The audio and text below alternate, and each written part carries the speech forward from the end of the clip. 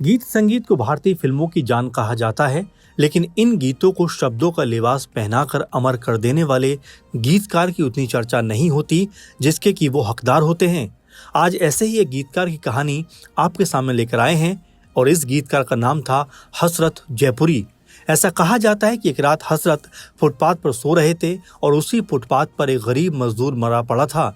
ये देखकर हसरत जी इतना दुखी हुए कि आंसू छलक पड़े। फिर उन्होंने रोते हुए एक कविता लिखी और उस कविता का शीर्षक रखा मजदूर की लाश।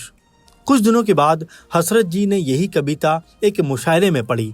अब इत्तेफाक से उस मुशायरे को सुनने के लिए उस जमाने के मशहूर एक्टर पृथ्वीराज कपूर भी आए हुए थे।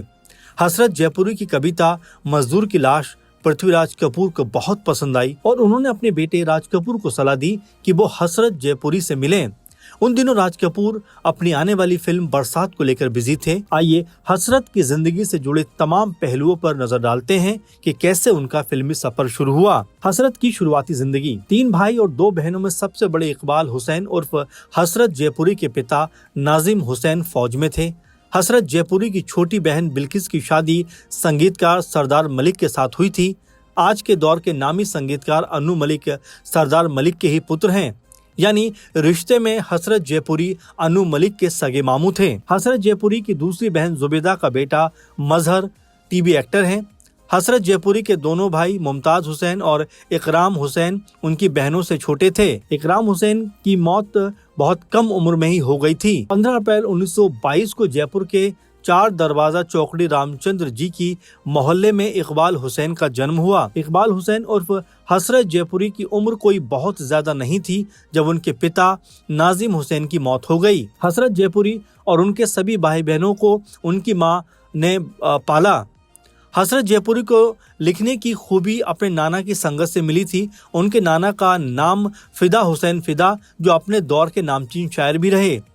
हसरत जी ने जब लिखना शुरू किया तब नाना ही उन्हें गाइड किया करते थे। हालांकि हसरत की मां को ये बिल्कुल पसंद नहीं था कि उनका बेटा शेरो शायरी के चक्कर में पड़े। मां चाहती थी कि उनका बेटा पढ़ाई पर ध्यान लगाए, इसलिए वो बेटे को रोकती थी। लेकिन बेटे को जब कोई फर्क नहीं पड़ा तो एक दिन मां ने गुस्से में उसका बिस्तर उठाकर बाहर फेंक दिया और कहा, निकल जा मेरे घर से, तू जिंदगी में कभी कुछ नहीं कर सकेगा। जिस वक्त की ये बात है उस वक्त इकबाल उर्फ हसरत की उम्र लगभग 18-19 साल की रही होगी। स्कूली पढ़ाई वो बहुत ज्यादा नहीं कर सके थे, लेकिन उर्दू और फारसी पर उनकी पकड़ बहुत मजबूत थी। मां ने जब घर से निकाल दिया तो हसरत ट्रेन पकड़कर मुंबई चले आए। मुंबई में उनका शुरुआती वक्त बड़ी मुश्किल से गुजरा। फुटपाथ पर रातें गुजारी, कई दफा भूखे पेट भी सोए। फुटपाथ किनारे खिलौने बेचकर भी गुजारा करते थे वो। हसरत को ऐसे मिला फिल्मों में मौका। जैसा कि शुरुआत में हम आपको बता चुके हैं कि मुशायरे में पृथ्वीराज को हसरत की शायरी बहुत पसंद आई और अपने पिता के कहने पर राज कपूर हसरत जी से मिले और उन्होंने हसरत को बरसात के लिए गीत लिखने को राजी कर लिया। बरसात के 11 गानों में से 6 गीत हसरत जयपुरी ने लिखे। बरसात के गीत बेहद हिट रहे और हसरत जयपुरी भी बरसात की सफलता के बाद फुल टाइम गीतकार बन गए। वैसे इससे पहले भी बहुत कुछ हुआ, जैसे कि हसरत साहब का बस कंडक्टर की नौकरी करना। हसरत साहब अपने रोमांटिक गीतों के लिए जाने जाते थे क्योंकि रोमांस उनके मिजाज और शख्सियत का हिस्सा था। जयपुर के उनके मकान के सामने एक मारवाड़ी परिवार रहता था। ये वो जमाना था जब घरों के बाहर स्थित बरामदों और खिड़कियों पर चिलमन यानी पर्दे पड़े होते थे। आजकल उस तरह के पर्दों को चिक कहा जाता है। हसरत की जिंदगी में राधा। सामने रहने वाली मारवाड़ी परिवार में राधा नाम की एक लड़की भी रहती थी। हसरत अक्सर उस लड़की को अपने घर के चिलमन से बाहर झांकते देखा करते थे। वो लड़की दिखने में बहुत मासूम और खूबसूरत थी। हसरत जयपुरी का दिल उस लड़की पर आ गया। उन्होंने उस लड़की को प्रेम पत्र भेजा और वो प्रेम पत्र भी उन्होंने बड़ा शायराना अंदाज में लिखा था। उस प्रेम पत्र में लिखा था, ये मेरा प्रेम पत्र पढ़कर कि तुम नाराज ना होना। हसरत को लगा कि राधा उनके प्रेम पत्र का कोई ना कोई जवाब जरूर देगी, लेकिन राधा की तरफ से कोई भी जवाब नहीं आया। राधा की शादी हुई और वो अपने घर चली गई। फिर कभी वो हसरत को नहीं दिखाई दी। बाद में संगम फिल्म में हसरत जयपुरी ने इसी मुखड़े पर एक गीत लिखा था। राधा की शादी के कुछ महीने बाद ही वो नौबत आ गई जब मां ने हसरत जयपुरी को घर से बाहर निकाल दिया था और वो मुंबई चले आए थे। हसरत बस कंडक्टर की उस नौकरी के साथ साथ शायरी भी किया करते थे और अक्सर मुंबई में होने वाले मुशायरों में अपने लिखे शेर और गजलें भी पढ़ा करते थे। हसरत जयपुरी की शादी। वैसे साल 1953 में हसरत जयपुरी की शादी कानपुर की रहने वाली बिल्किस से हुई थी। हसरत साहब के बारे में कहा जाता है कि वो बहुत सादगी पसंद इंसान थे। दिखावा करने का जरा भी उनको शौक नहीं था। जमीन पर बैठकर खाना खाते थे और बहुत धीरे धीरे खाने का पूरा आनंद लेकर खाना खाते थे। उनकी पत्नी बिल्किस बहुत ही स्वादिष्ट खाना बनाती थी। संगीतकार नौशाद और उनकी पत्नी हसरत साहब की पत्नी के हाथ का खाना खाने अक्सर आया करते थे। एक दफा किसी बात पर हसरत जी की पत्नी उनसे नाराज हो गई। तब पत्नी से हसरत साहब बोले, अजी रूठ कर अब कहाँ जाइएगा। आगे चलकर फिल्म आरजू के लिए हसरत साहब ने इस लाइन पर ही ये गीत लिख दिया था। इस गीत को लेकर मचा था बवाल। फिल्म ब्रह्मचारी के गीत आजकल तेरे मेरे प्यार के चर्चे हर जबान पर को लेकर कुछ लोगों के जहन में कंफ्यूजन रहता है।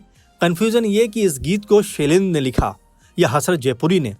यूँ तो विकिपीडिया पर अगर आप ब्रह्मचारी फिल्म के सॉन्ग लिस्ट को चेक करेंगे तो वहां पर गीतकार का नाम हसरत जयपुरी लिखा हुआ है, लेकिन हसरत साहब की बेटी किश्वर जयपुरी, जिनकी शादी पाकिस्तान में हुई है और जो अब पाकिस्तान में ही रहती हैं, वो कहती हैं कि ब्रह्मचारी फिल्म की रिलीज के वक्त इसके म्यूजिक के जो ओरिजिनल रिकॉर्ड्स बने थे उन पर इस गीत के गीतकार के तौर पर उनके पिता का ही नाम लिखा है। आजकल तेरे मेरे प्यार के चर्चे गीत से ही एक और कहानी भी जुड़ी है। ये गीत शंकर जयकिशन ने राजेंद्र कुमार जी की फिल्म के लिए बनाया था, लेकिन राजेंद्र कुमार ने ये गीत लेने से मना कर दिया। उनका कहना था कि वो डांस नहीं कर सकते, इसलिए ये गीत किसी काम का नहीं। जयकिशन पांचाल जी राजेंद्र कुमार द्वारा ठुकराए गए इस गीत को लेकर बहुत दुखी थे, क्योंकि उन्हें अपने इस गीत पर पूरा यकीन था कि ये गीत बहुत बड़ा हिट होगा। एक दिन शम्मी कपूर को इस गीत की जानकारी मिली। उन्होंने भी ये गीत सुना। शम्मी कपूर को गीत बहुत पसंद आया। उन्होंने शंकर जयकिशन से ये गीत अपने लिए रखने को कहा। शम्मी कपूर का कहना था कि वो अपनी किसी न किसी फिल्म में इस गीत को जरूर फिट करा लेंगे। आखिरकार शम्मी कपूर ने वो गीत ब्रह्मचारी फिल्म में रखवाया और शंकर जयकिशन की भविष्यवाणी के मुताबिक ये गाना वाकई बहुत बड़ा हिट साबित हुआ। वो लाल दुपट्टे वाली तेरा नाम तो बता। हसरत साहब को अपने लिखे बहुत गानों से बहुत लगाव होता था। अगर कोई उनका लिखा गाना चुरा लेता था तो उन्हें बहुत बुरा लगता था। वो कहा करते थे कि उनका लिखा चोरी ना करे कोई, चाहे तो उनकी दौलत बेशक ले ले। हालांकि एक दिन उन्हें धोखा मिला और वो धोखा भी एक ऐसे इंसान से मिला जिसे वो अपना समझते थे। हसरत साहब अपना लिखा अपने जानकारों को बेझिझक सुनाया करते थे। उन्होंने एक मुखड़ा लिखा जिसके बोल कुछ यूं थे, ओ काले बुरके वाली तेरा नाम तो बता, जाएगी कहाँ वो मकान तो बता। उस अपने ने हसरत साहब का ये मुखड़ा सुनकर इंदिवर जी ने इस पूरे लाइन पर एक गीत लिख दिया। वो गीत था ओ लाल दुपट्टे वाली तेरा नाम तो बता, जिसे बाद में हमने गोविंदा और चंकी पांडे की फिल्म आंखें में सुना। हसरत के गाने चोरी हुए। हसरत जयपुरी के लिखे और भी कुछ मुखड़े चोरी हुए थे। उनकी बेटी बताती हैं कि जब हसरत साहब के अपने ने उन्हें बहुत बड़ा दुख दिया तो उन्होंने बेटी किश्वर जयपुरी को अपने पास बुलाकर अपना लिखा एक कलाम उन्हें याद कराया और निर्देश भी दिया कि जब वो कहेंगे तब बेटी को भी वो कलाम पढ़ना होगा। वो कलाम कुछ यूँ था, शिकवा न कर हसरत ज़माने के खुदाओं से, दुनिया बड़ी जालिम है दमसाज नहीं होती, वो खुद ही समझ लेगा मुख्तारे दो आलम है, अल्लाह की लाठी में आवाज़ नहीं होती। हसरत साहब के जिस अपने ने उन्हें धोखा दिया था उसने एक दिन ये भी हसरत साहब से कहा, आप अब बूढ़े हो चुके हैं, अब आपके बस में रोमांटिक गीत लिखना नहीं रहा। उसकी ये बात हसरत साहब को बर्दाश्त नहीं हुई और उन्होंने इस बात को चुनौती की तरह लिया।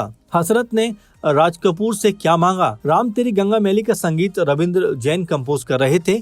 एक दिन हसरत जयपुरी राज कपूर और रविंद्र जैन से मिले। रविंद्र जैन खुद ही राम तेरी गंगा मैली फिल्म के गीत भी लिख रहे थे। हसरत ने राज साहब और रविंद्र जी से रिक्वेस्ट करते हुए कहा कि मुझे इस फिल्म में एक रोमांटिक गीत लिखने की छूट दीजिए। तब राज कपूर ने हसरत साहब को एक मुखड़ा दिया और कहा कि इस पर कोई गीत लिखिए।